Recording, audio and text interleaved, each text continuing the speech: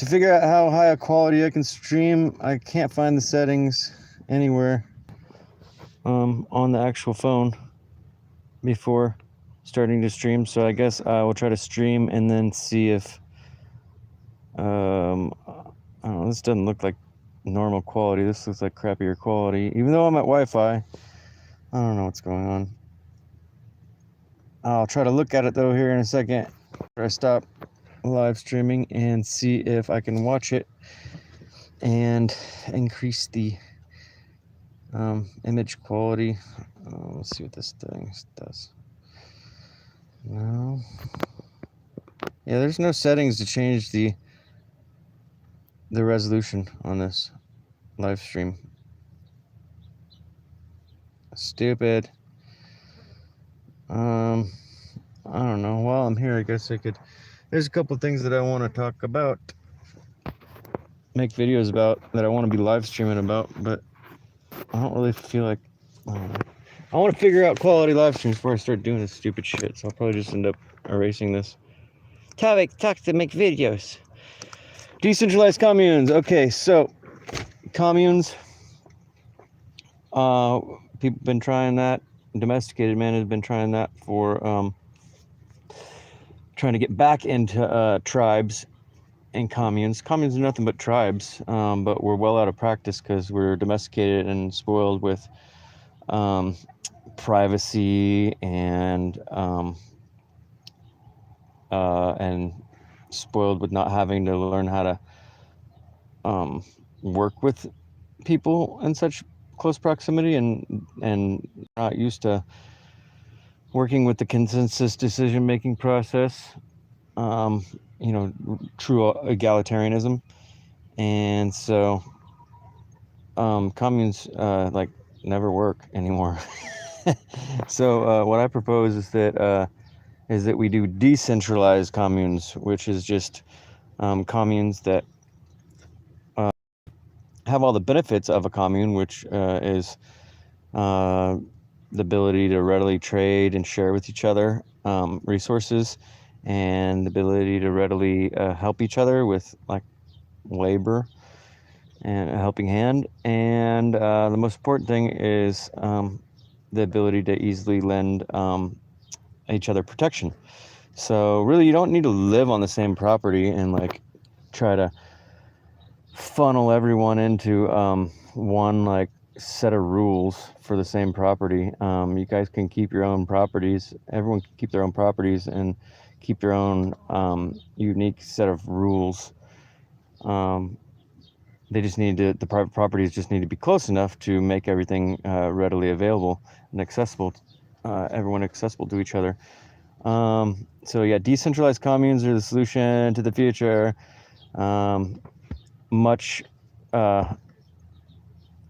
more intelligent than trying to fight for the bullshit utopian ideal of communism, which is like long time proven to be not even possible, not only through countries practicing it and devolving into totalitarianism and the worst form of hierarchy, by them trying to go for utopian egalitarianism, communism, it always devolves into the exact opposite. It devolves into the governments centralizing themselves more than they were before, and the people being, less egalitarianism, like less egalitarian. And it's scientifically proven that like even before people tried to do this with communism, it's been a long time scientifically proven that egalitarianism is not possible beyond groups of anywhere from 150 to 500, depending on the individuals in the group's maximum threshold for maintaining an intimate relationship with each other, because it's called Dunbar's number. Dunbar's number. It's a scientific term. You can look it up. It is I mean, you may have heard that you're only able to have a maximum of 200 intimate friends before you lose intimacy. That's Dunbar's number. A lot of people say 200, they just round it out and just say 200, but it's technically from 150 to 500. Well, coincidentally, that's exactly what like the size of the Native American tribes. So yeah, the Native Americans had it right, and getting any bigger than 500, you need to subdivide, because you literally can't know each other on an intimate level. And what happens when you don't know your community on an intimate level is beyond 500 or beyond 150, if that's your guys' threshold collectively, is what happens is you start to have members of that community start to be able to conspire with each other to create drama, create chaos, and ultimately create hierarchy. And a certain amount of natural hierarchy, a certain amount of hierarchy that isn't the, a certain amount of natural hierarchy is natural, but when you start saying this is that person's position and that's that person's position, that's their like official position, that becomes official hierarchy, which is bad. But before that, in populations that are less than Dunbar's number, hierarchies are more of a fluid thing that is healthy. I mean, the leaders that are best able to lead at that time lead in a certain thing. You know, we're growing food over here. Now we're cooking food over here. Now we have a military or a self-defense goal, and this person right now is the best for that. But in a week, that person could break their leg, or they could eat a bunch of sugar and just be stupid. And so they just you need fluidity, and the only way that's possible is to maintain fluid positions is in populations under Dunbar's number, because you guys are able to intimately know each other well enough that you're able to infer when the new leaders within each realm are stepping forward and want to lead. When you get beyond Dunbar's number, then people want to lead, but they don't feel like they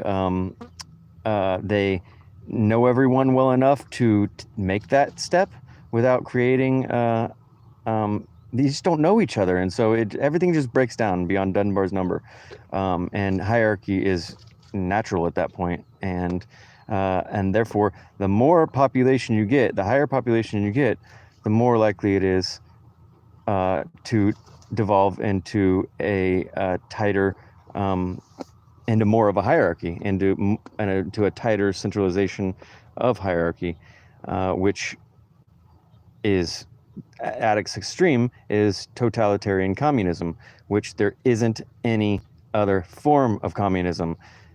The elite made the whole idea of communism. Karl Marx that made communism, that invented it, wrote the Communist Manifesto. He was the son of a rich attorney, like one of the ones that represented the richest people in the world. He was not a pleb. He was a rich person writing propaganda to get the poor people to want to create revolutions that were actually not grassroots in and of themselves, because he wrote the propaganda from the top down. It's astroturf. It's not grassroots, and it was all for the purpose of creating chaos, getting the plebs to create chaos, so that then their hierarchy could warrant taking more control over the people, which is what happens every single time that the plebs buy into this fucking bullshit communist revolution wannabe bullshit, is they end up just fucking just destabilizing their own countries, creating a bunch of chaos, and then it warrants the fucking governments coming in and just totally fucking them over. It's just so fucking obvious. So yeah, the only actual egalitarianism that's even possible is in populations lower than Dunbar's number. And the only way nowadays, after we have been so domesticated and ill-practiced with the consistent decision-making process, and with sharing spaces, the only way that it's practical, the way that's most practical, is with decentralized communes, is what I'm calling them. Keeping your private property, but networking in the same way that brings all the benefits of a commune, without any of the drawbacks of a modern commune with modern domesticated man. So yeah, that's the first conversation that I wanted to talk about. Yep. Okay, I want to see what this live stream looks like. Over and out. How do I shut it off?